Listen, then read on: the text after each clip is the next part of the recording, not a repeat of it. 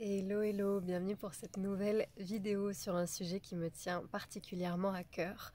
Cette idée de l'urgence de faire, l'urgence d'agir, l'urgence de bouger et la difficulté à rester dans l'être, dans le calme, dans la contemplation de ce qui est autour de nous et en nous.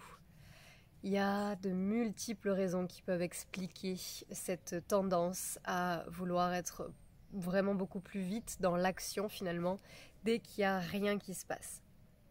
On n'est pas vraiment aidé, on a grandi dans une société qui est absolument basée sur la validation extérieure, sur l'avoir, sur le paraître, sur les succès finalement, et comme si notre identité, notre valeur se référait à ce que nous avons accompli ou ce que nous avons tout simplement, comme somme d'argent sur notre compte ou comme job ou comme voiture ou maison ou femme à nos bras, et comment cette pression sociale elle peut vraiment influencer notre capacité à être avec nous. On est encore moins aidé par les réseaux sociaux, la technologie et ce shoot de dopamine, cette demande là de dopamine, d'aller voir si les gens nous aiment, d'aller voir si ce qu'on fait ça contribue et de toujours cultiver ce narcissisme en fait, dites-moi que j'existe, dis-moi que je suis bien, ce que je fais ça sert et dis-moi que je suis valide en fait.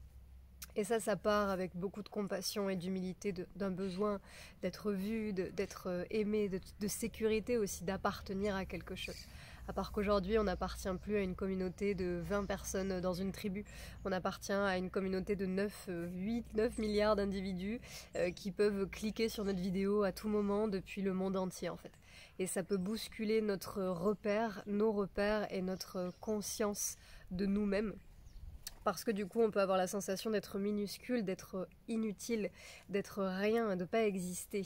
Et toutes ces choses qui sont très difficiles à ressentir peuvent faire écho à des événements encore plus déstabilisants parfois, ou répéter tous les traumas qu'on peut vivre dans nos vies depuis l'enfance et même depuis le moment où on est dans le ventre de nos mères. Tout ce qui vient déstabiliser et bousculer notre sentiment de sécurité, d'attachement, d'appartenance s'accumule progressivement.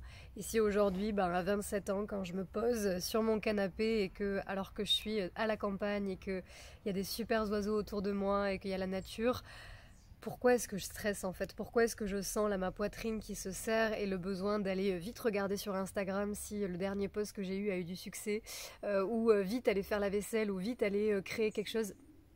Comment est-ce que ça se fait que mon système il n'arrive pas en fait à se poser et à trouver de la sécurité autour de moi? Comme je viens de l'expliquer, il y a autant des pressions sociales que des habitudes, que des dépendances hormonales, physiologiques à des stimuli. Et il y a aussi toutes les blessures qui sont en nous, qui ne sont pas encore vues, guéries et remises en circulation en quelque sorte. Donc notre système il reste bloqué dans ce manque de sécurité, alors que là, concrètement, au jour d'aujourd'hui, pour moi, tout est ok. J'ai mon petit chat à côté, je suis sur un canapé, je suis dehors, il fait beau, c'est l'automne. Je suis en bonne santé, j'ai des gens qui m'aiment autour de moi, j'ai de l'argent sur mon compte. Concrètement, d'un point de vue objectif, tout va bien en fait. Et pourtant, il y a encore des parties de moi qui sont autant psychologiques que physiologiques, que je ressens, qui vivent du stress en fait. Et le stress, il n'est pas là dans l'instant présent, mais il est dans mon passé, il est dans tout ce qui est, dans tous les résidus finalement, de ces événements difficiles qui n'ont pas été intégrés, digérés. Et donc, comment est-ce que je peux faire pour, premièrement, avoir de la compassion pour moi?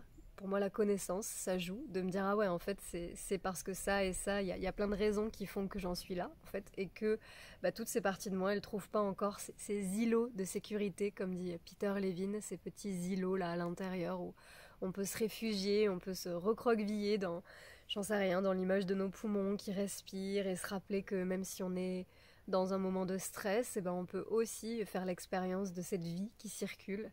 Est-ce que je peux trouver des îlots de sécurité dans un paysage que j'ai mémorisé d'une randonnée avec mon père, ou dans un endroit que j'aime beaucoup en nature? Est-ce que je peux trouver des éléments ressources, qu'ils soient dans mon corps ou dans mon imaginaire ou dans mes souvenirs? Et aussi, si je n'arrive pas à faire ça, parce que parfois c'est pas accessible, en fait, on est tellement tendu, tellement dans la pression, que revenir vers soi c'est juste pas ok, c'est juste trop angoissant. Si c'est ton cas, retourne le regard vers l'extérieur en fait. Fais comprendre petit à petit à ton corps, à ton système, à ton cerveau que là c'est ok en fait. Que là, d'accord, il y a une partie ou des parties qui stressent, on va pas le nier, c'est là. Et en même temps, est-ce que je peux prendre, là je t'invite à le faire en même temps que moi, est-ce qu'on peut prendre un moment là pour regarder autour de nous, où qu'on soit, dans une pièce qu'on connaît, dans les transports en commun, dans la nature, peu importe, là où je suis. Prendre un moment pour regarder les différentes textures, différentes couleurs, les jeux de lumière s'il y en a, ou bien l'absence de lumière.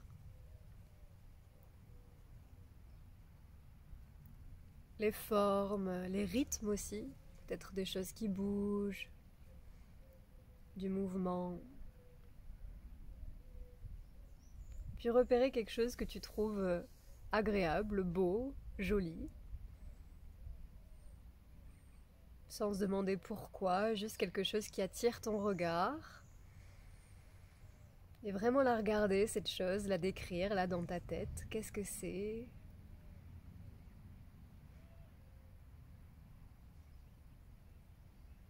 Et sentir ce que ça fait dans ton corps de regarder le beau, de regarder l'agréable.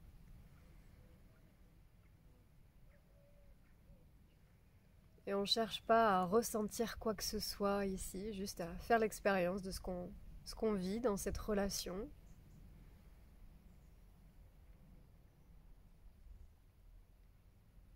Et petit à petit revenir, peut-être fermer les yeux, prendre quelques respirations, laisser le corps s'étirer.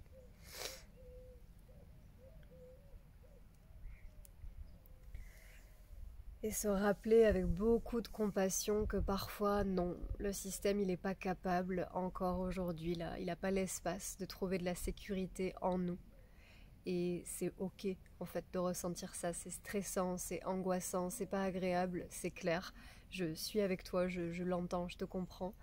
Et aussi, on a des ressources. Et parfois, la ressource la plus accessible, c'est de se poser là et de regarder ce qui se passe autour de soi. Et de revenir à cette idée comme un muscle, petit à petit, se muscler dans l'idée que là, à l'instant T, je suis en sécurité autour de moi, en fait. Je suis là, je suis ici. Je suis plus dans un passé douloureux, un passé stressant ou qui n'était pas satisfaisant pour mes besoins primaires et vitaux. On va pas nier ça non plus. Et en même temps, est-ce que je peux revenir dans l'ici et dans le maintenant et apprendre à être avec tout ça plutôt que de jumper, là, de courir vers la prochaine action, vers le prochain tweet, la prochaine dose de stimulation. Et je le dis avec le sourire parce que je nous trouve adorables en fait en tant qu'être humain. Je nous trouve très touchants et j'ai beaucoup de compassion pour la douleur que chaque personne peut expérimenter et vivre au quotidien. Et je suis loin de juger et j'apprends à moi ne pas me juger non plus et à plutôt tomber dans la compassion et avoir des ressources aussi. Donc si tu te juges, c'est ok, je suis passée par là aussi et parfois c'est encore là. Si t'es en chemin pour te dire bon, ben en même temps, ouais, il y a des raisons quoi, il y a des raisons qui nous mènent là et j'ai le pouvoir et je peux prendre la responsabilité aussi de sortir de ces schémas-là et de trouver des ressources en moi et autour de moi pour apprendre à trouver de la sécurité et aller vers l'être plutôt que le faire, l'agir, atteindre quelque chose de plus. Je rappelle toujours qu'être accompagné dans ce chemin vers soi, dans ce chemin vers la sécurité, vers l'authenticité, c'est toujours bienvenu. Il y a beaucoup de modalités de thérapie qui sont extraordinairement efficaces, la somatic experiencing, Gestalt, EMDR, EFT, tout ce qu'on veut, il y en a plein. Donc prendre le temps de sentir ce qui est bon pour toi et décider parfois d'investir son temps, son argent dans ce genre de processus. C'est la liberté en fait de soi, d'être soi qui est en jeu là. Donc si besoin d'être accompagné, voilà, il y a plein de personnes qui sont là pour ça. Et merci de regarder ces vidéos, de partager à peut-être des personnes qui ont besoin de ce petit moment pour se poser ou qui vivent ce type de stress dans leur vie. Aimer, commenter, c'est toujours bienvenu, ça me renvoie à mon petit shoot de dopamine à moi. Donc voilà, on n'hésite pas. Et à très bientôt pour la prochaine vidéo. Salut!